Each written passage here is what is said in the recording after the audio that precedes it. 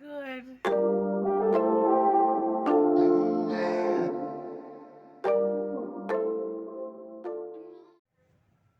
Hi guys, welcome back to my YouTube channel. It's your girl Stacy here with another video. And today's video I ordered, guys. I ordered from Jumia. Can you imagine? For only 400 shillings. 412 shillings there. Yeah.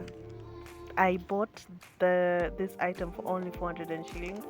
On the Nini, on the app it was 300 shillings, but the shipping fees and all that stuff added up to 412. Look at this cat. Look at this cat. He is so excited. He wants to open the. He wants to open the order with me. Look at him sniffing here. Oh my god.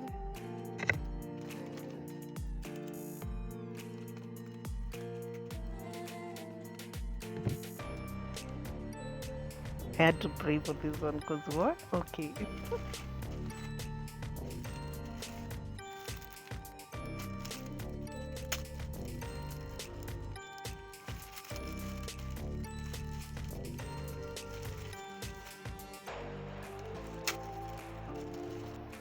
I'm actually shocked. I wasn't expecting this.